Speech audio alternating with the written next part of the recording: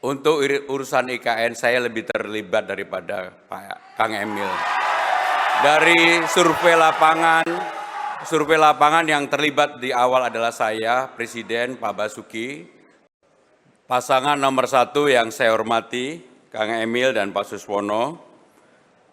Pasangan nomor 1 sempat menyampaikan bahwa sebagai Gubernur Jawa Barat akan memindahkan pusat pemerintahan dari Gedung Sate di Bandung ke Tegal Luar, tapi tidak jadi.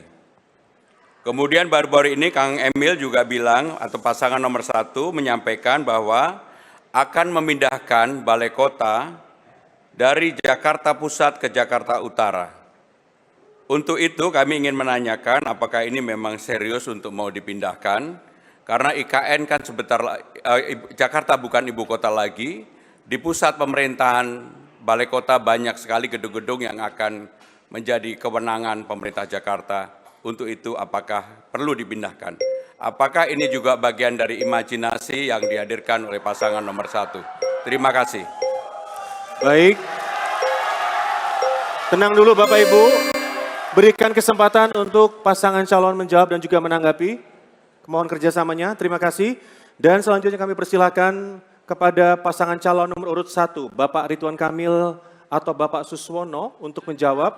Waktunya 2 menit dimulai sejak Anda berbicara. Kami persilakan Bapak. Ya, terima kasih. Saya selalu konsisten. Apa yang sering diwacanakan, disampaikan, didiskusikan, semata-mata untuk mengadilkan tata ruang. Di Jawa Barat, Bandungnya udah jadi kota wisata. Bercampur-campur dengan kota pemerintahan, kemacetan di mana-mana. Tentara-tentara di Bandung itu rumahnya jauh, Mas, karena dulu memang pusat militer dari zaman kolonial. Sehingga ibu kota Jawa Barat memang tidak cocok untuk ada pusat pemerintahan lagi, maka ada wacana itu. Jakarta juga sama. Kalau tadi ada yang tertawa urusan imajinasi, lah IKN itu datang dari imajinasi.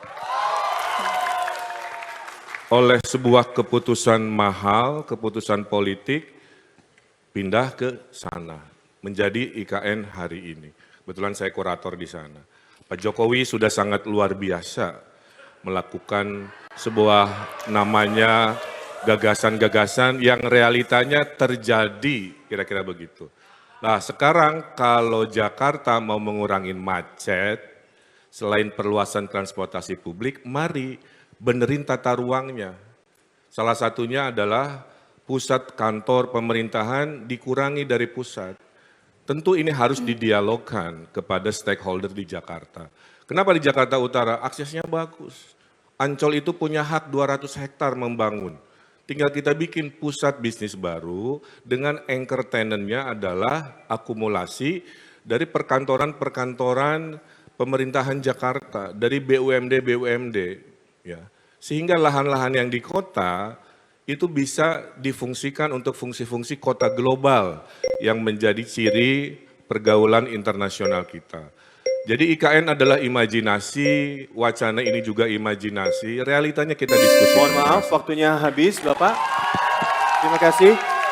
Baik hadirin, sekali lagi kami ingatkan, mohon beri kesempatan untuk pasangan calon untuk menjawab dan juga menanggapi. Kami akan berikan kesempatan untuk memberikan apresiasi, tapi berikan kesempatan para pasangan calon untuk menjawab dan juga menanggapi terlebih dahulu.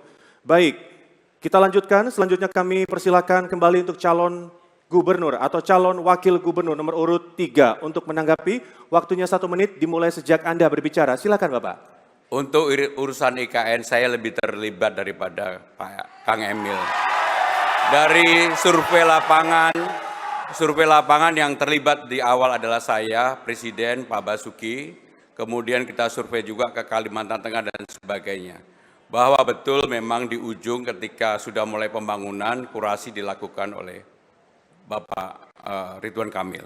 Tetapi yang ingin saya sampaikan adalah, sekarang Jakarta karena ibu kota sudah berpindah, apakah masih diperlukan yang namanya pemindahan balai kota ke Jakarta Utara? Saya tidak ingin mendebat hal itu, tetapi dengan banyaknya gedung-gedung yang akan ditinggalkan di pusat pemerintahan di Jakarta Pusat, apakah itu masih diperlukan? Termasuk gagasan Pak Kang Emil untuk membuat gym di samping halte menurut saya perlu dikaji kembali. Terima kasih, selamat malam. Masih ada waktu, ada yang ditambahkan Bapak? Mohon tenang dulu, sekali lagi kami ingatkan, debat tidak akan kami lanjutkan kalau Bapak Ibu tidak tenang. Boleh Baik. kerjasamanya? Terima Ya. kasih.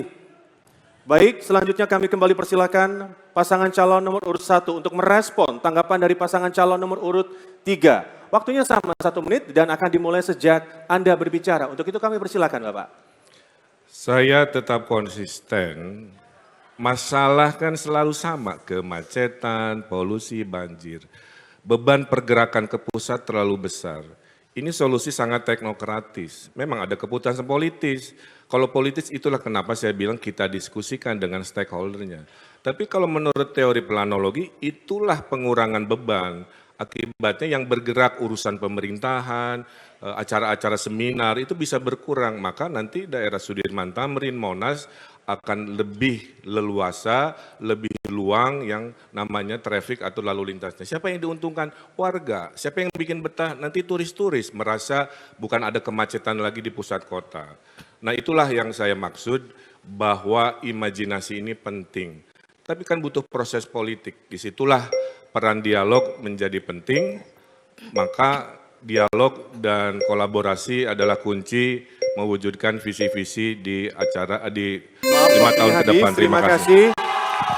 Baik, terima kasih. Boleh kita berikan apresiasi terlebih dahulu untuk pasangan calon nomor urut 3. Boleh kalau memberikan apresiasi Bapak silakan.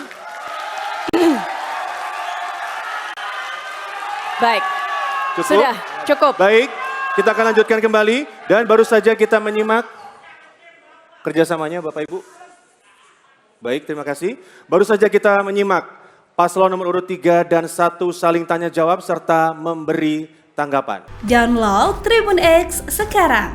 Menghadirkan lokal menjadi Indonesia.